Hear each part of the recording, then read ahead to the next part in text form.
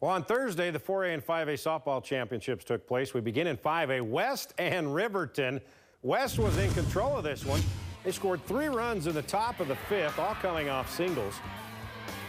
West would hold on to a 7-6 lead bottom of the 5th. Riverton's Haley Johansson at the plate crushes this one to center field. Keisha White, though, watch this, through the fence, and she makes a catch. Jeremiah, I'm calling out one of the greatest softball catches you've ever seen. Incredible, and it's legal. I checked the rule book. That's made ESPN's top play of the day. Bottom of the 7th, Panthers leading at 11-10. Not for long. Riverton's Taylor Eagle over the fence, and that's a walk-off 3-run homer for Taylor Eagle to give Riverton the 5A state title, 13-11.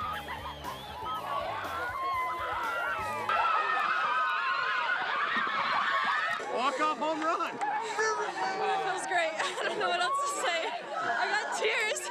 She's been hitting great this whole tournament. And I was standing on first, and Casey's on second. And I was like, this is going over.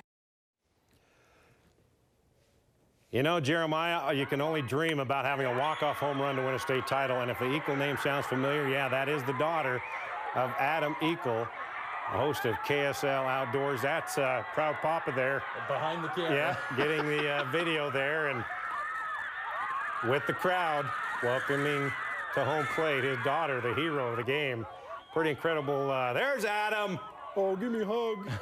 Yeah, it's cool stuff. Memories right there for the Eagle family. They'll never forget that moment. That's awesome. Well, Maple Mountain was standing in the way of Spanish Fork's 4A title repeat. 2 rivals going at it. Mickey Mills ties the score at 2 in the 3rd inning. Home run from Maple Mountain. But Spanish Fork would recapture the lead. Mallory Barber smokes a double down the line. That would put the Dons up for good. Stellar pitching by junior Cambry Hazel. And the Dons repeat as champions thanks to their great defense. We wanted it so bad. We just kept pushing the sophomores and telling them, you guys don't understand the feeling. It's so awesome. And so they wanted it just as bad as we did. Well, the softball community in Utah is a tight-knit community. When someone's in need, everyone rallies around them. Brittany Copeland joins us now with the story of Michaela Gage. The UHSAA softball tournament features some of the best examples of team camaraderie in sports, none more so than the girls at Springville High School, who are dedicating their season in honor of teammate Michaela Gage, who is battling back from a serious health scare. Let's go, Nat Nat.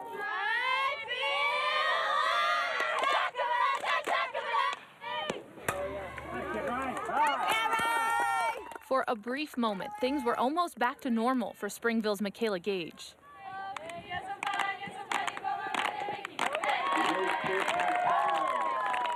The junior, who used to spend most of her free time playing left field and shortstop on her school's softball team, threw out the first pitch in the Lady Red Devils' opening round playoff game, something that was almost unthinkable a month ago. I was really dizzy all the time, and I had a bunch of balance problems, and I couldn't see very well. Like, my eyes were like I was seeing double.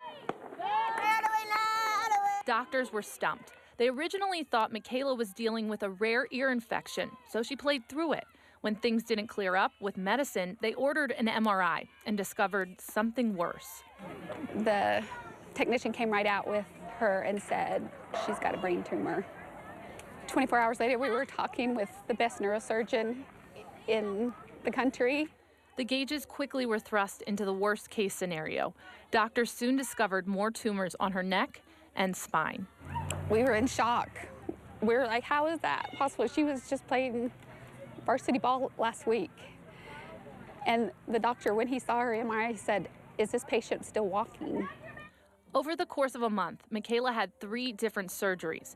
Then, finally, some good news. They discovered the tumors weren't cancerous. But I had cysts forming around them, and so they were like, it's just like big sacks of liquid forming around them.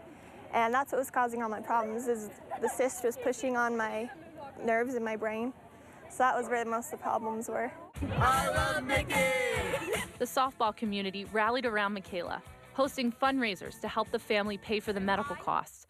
Opposing teams even came up with ways to show their support. Every single game that we played, someone did something, and each time you would have thought like, oh, something else, but each time it literally was so touching. It was just amazing to see how quick people jumped on it because they knew how much help and support that her family was going to need.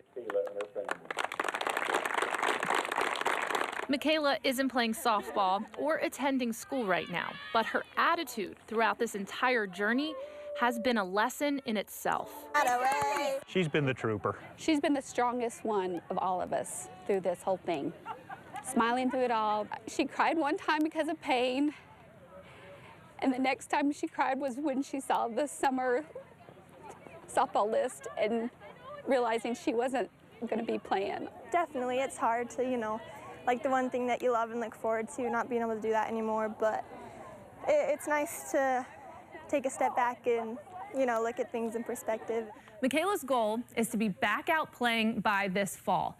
Doctors want her to heal up and regain her strength before she starts physical therapy. Back to you.